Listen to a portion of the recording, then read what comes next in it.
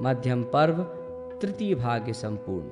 ओम श्री परमात्मने नमः।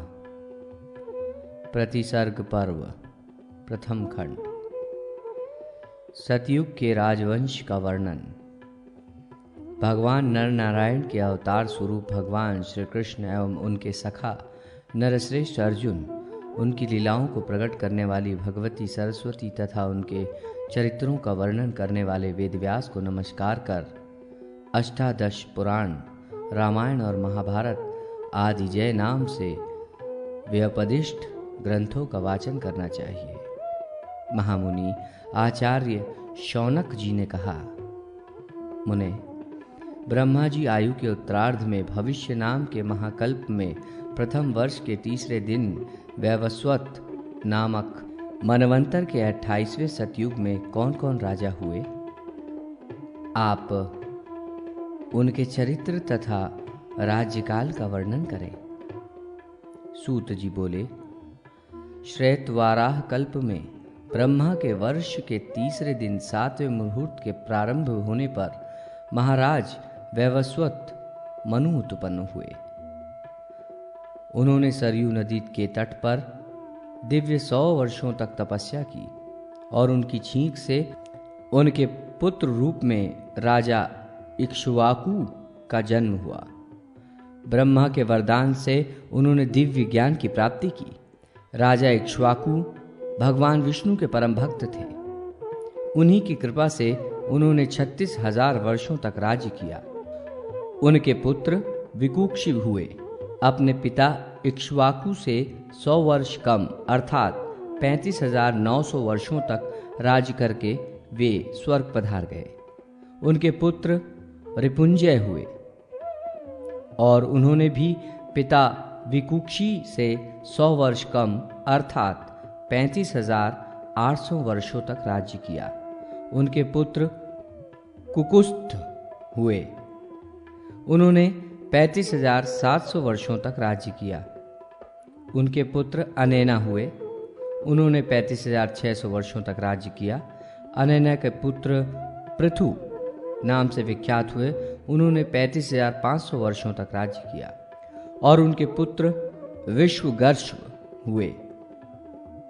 उन्होंने 35,400 वर्षों तक राज्य किया। उनके पुत्र अद्रि हुए। उन्होंने 35,300 वर्षों तक राज्य किया और उनके पुत्र भद्राश्व, जिन्होंने 35,200 वर्षों तक राज्य किया। राजा भद्राश्व के पुत्र योनाश्व, उन्होंने 35,100 वर्षों तक राज्य किया।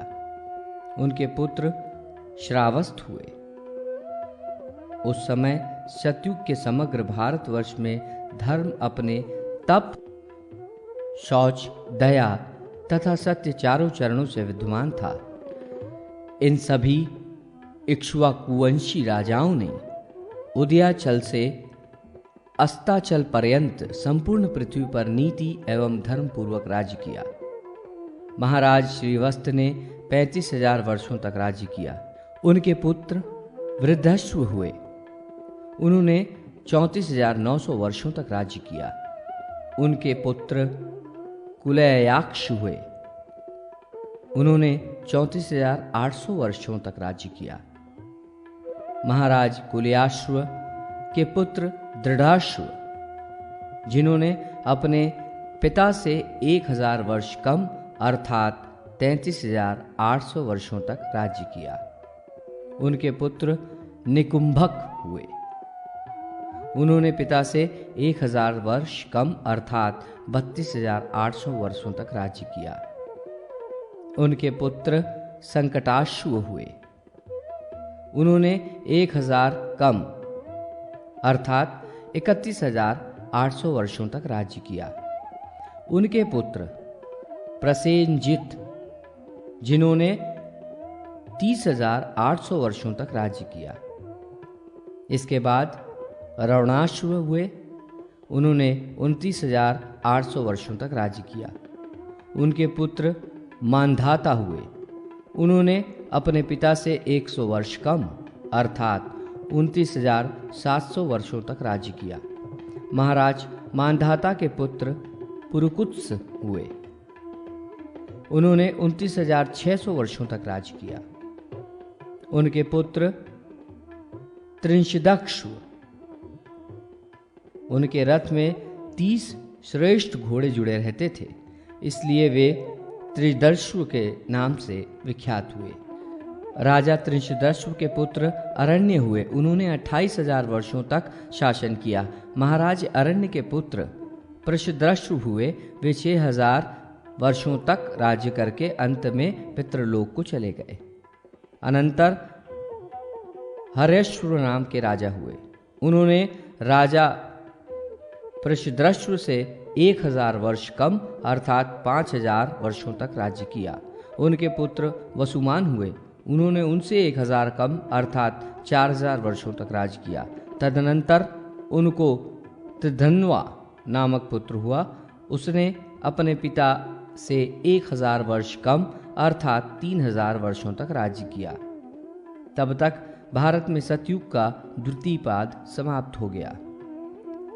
महाराज त्रिधन्वा के पुत्र त्रयारुणी, वे अपने पिता से 1,000 वर्ष कम अर्थात 2,000 वर्षों तक राज करके स्वर्ग चले गए। उनके पुत्र त्रिशंकु हुए और उन्होंने मात्र 1,000 वर्ष राज किया। छद्म के कारण राजा त्रिशंकु हीनता को प्राप्त हुए। उनके पुत्र हरिश्चंद्र हुए। उन्होंने 20,000 वर्षों तक राज्य किया। उनके पुत्र रोहित हुए। उन्होंने पिता के समान ही राज्य किया। उनके पुत्र का नाम हारित था। राजा हारित ने भी पिता के समान ही दीर्घकाल तक राज्य किया। उनके पुत्र चुंचुभूप हुए। पिता के तुल्य वर्षों तक उन्होंने भी राज्य किया। उनके पुत्र विजय हुए। इन्होंने भी पिता के तुल्य वर्षों तक राज्य किया। उनके पुत्र रुक हुए। उन्होंने भी पिता के तुल्य वर्षों तक राज्य किया।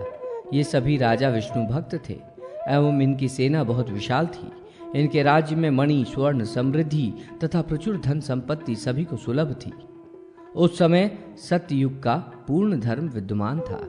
सत्ययुग के तृतीय चरण के मध्य भाग में राजा रुकक के पुत्र महाराज सगर हुए। वे शिव भक्त तथा सदाचार संपन्न थे।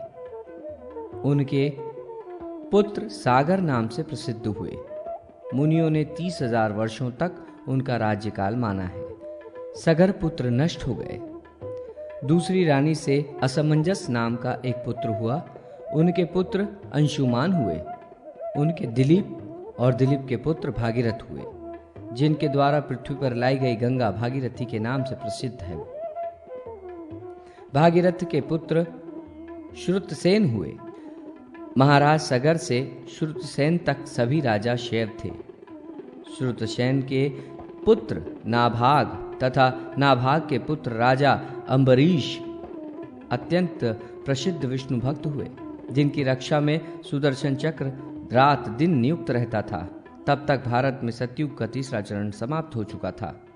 सतयुग के चतुर्थ चरण में महाराज अम्बरीश के पुत्र सिंधु द्वीप हुए।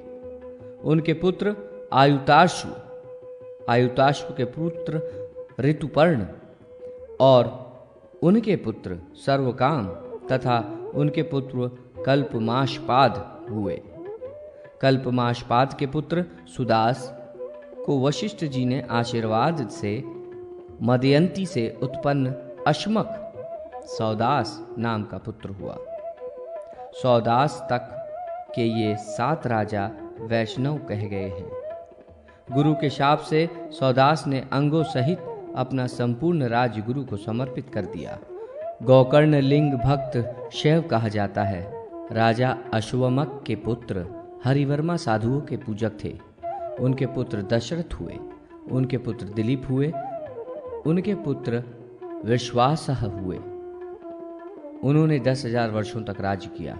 उनके अधर्म आचरण के कारण उस समय 100 वर्षों तक भयंकर अनावृष्टि हुई, जिससे उनका राज्य विनष्ट हो गया और रानी के आग्रह करने पर महर्षि वशिष्ठ ने यत्न कर यज्ञ के द्वारा खड़ांग नामक पुत्र उत्पन्न किया। राजा खड़ांग ने शस्त्र धारण कर इंद्र की सहायता से 30,000 वर्षों तक राज्य किया। तदनंतर देवताओं से वर प्राप्त कर मुक्ति प्राप्त की। उनके पुत्र दीर्घबाहु हुए।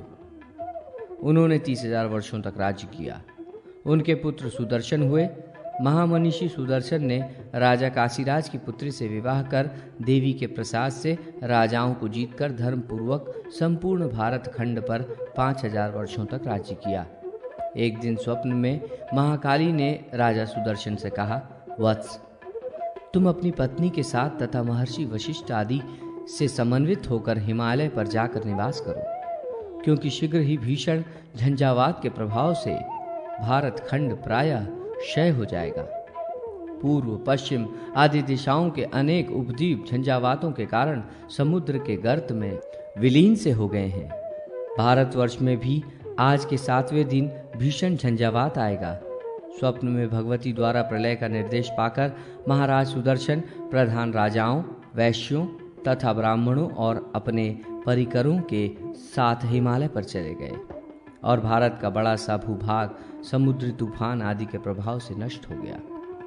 संपूर्ण प्राणी विनष्ट हो गए और सारी पृथ्वी जलमग्न हो गई। पुनः कुछ समय के अनंतर भूमि स्थल रूप में दिखलाई देने लगी।